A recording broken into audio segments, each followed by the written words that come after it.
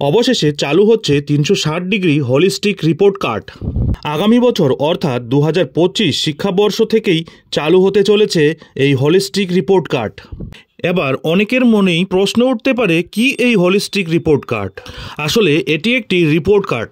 সেখানেই থাকবে প্রথম শ্রেণী থেকে অষ্টম শ্রেণী পর্যন্ত মূল্যায়নের মার্কশিট।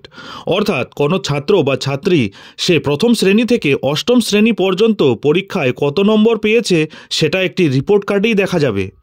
এর মাধ্যমে সেই ছাত্রছাত্রীর কতটা উন্নতি বা অবনতি হয়েছে, তার অগ্রগতির ধারাবাহিকতা কতটা রয়েছে সেটাও ভালোভাবে বোঝা যাবে। এটা অত্যন্ত তাৎপর্যপূর্ণ।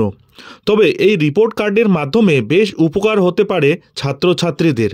আগামী শিক্ষাবর্ষ থেকে এই রিপোর্ট কার্ড চালুর ব্যাপারে নির্দেশও দেওয়া হয়েছে। সেই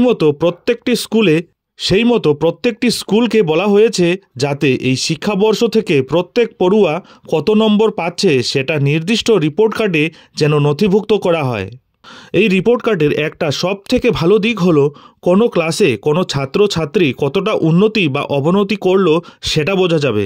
অর্থাৎ বর্তমানে রিপোর্ট কার্ডে একটি ক্লাসে কোনো পড়ুয়া কতটা নম্বর পেল সেটাই মাত্র উল্লেখ করা থাকে। অনেকে এটা যত্ন করে রেখে দেয়, অনেকের কাছ থেকে আবার তা হারিয়েও যায়।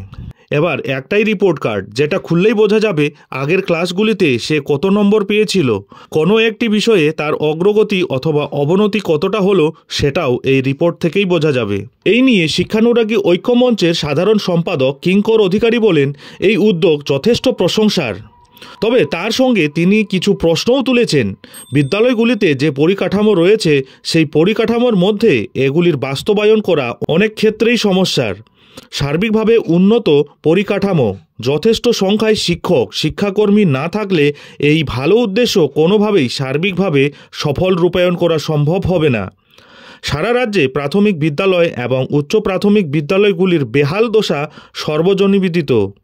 কোথাও একজন শিক্ষক বা শিক্ষিকা দিয়ে বিদ্যালয় চলে। হাই স্কুলগুলিতে বহু পদ শূন্য রয়েছে। তাই রিপোর্ট কার্ডের যে আসল উদ্দেশ্য তার সঠিক রূপায়ণ করতে গেলে সরকার তথা শিক্ষা দপ্তরকে এসবের উপর অবশ্যই নজর দিতে হবে। 2024 শিক্ষাবর্ষ থেকেই চালু হওয়ার কথা থাকলেও উপযুক্ত পরিকল্পনার অভাবে সেটি হয়ে ওঠেনি। তবে আগামী 2025 শিক্ষাবর্ষ থেকেই এটিকে ফের চালু করার জন্য উদ্যোগ নিয়েছে পশ্চিমবঙ্গ শিক্ষা দপ্তর। এজন্য জেলার প্রত্যেকটি প্রাইমারি এবং সেকেন্ডারি এডুকেশনের ডিআইদের জন্য নোটিশও পাঠানো হয়েছে শিক্ষা দপ্তর থেকে।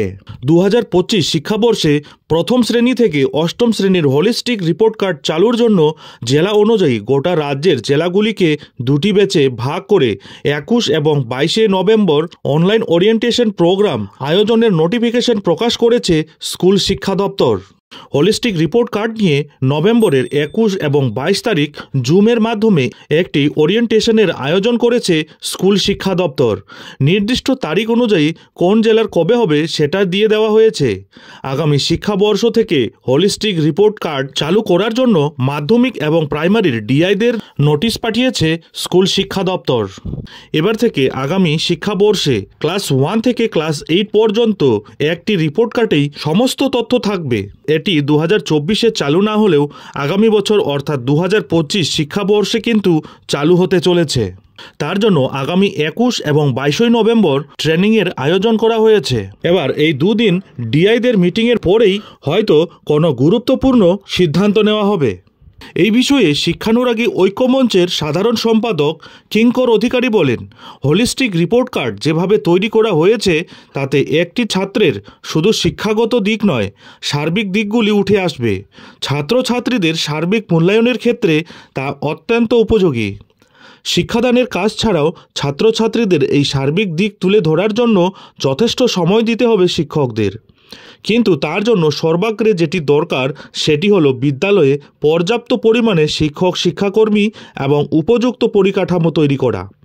তার জন্য বিদ্যালয়গুলিতে শিক্ষা বহির্ভূত অন্যান্য হাজার কাজ থেকে শিক্ষকদের সম্পূর্ণ অব্যাহতি দিতে হবে। তিনি আরও বলেন, প্রাথমিক বিদ্যালয়গুলিতে শ্রেণীভিত্তিক শিক্ষক এবং গ্রুপ সি গ্রুপ ডি কর্মী নিয়োগ করতে হবে। না হলে হলিস্টিক রিপোর্ট কার্ডের মহৎ উদ্দেশ্য সফল হবে না, ব্যর্থ হয়ে যাবে। এই দিকগুলি শিক্ষা দপ্তর এবং রাজ্য সরকারকে অবশ্যই ভেবে দেখতে হবে। আগামী 21 এবং 22 নভেম্বরের ওই মিটিংয়ের পর কী নতুন পদক্ষেপ নেওয়া হয় সেটাই হচ্ছে এখন দেখার।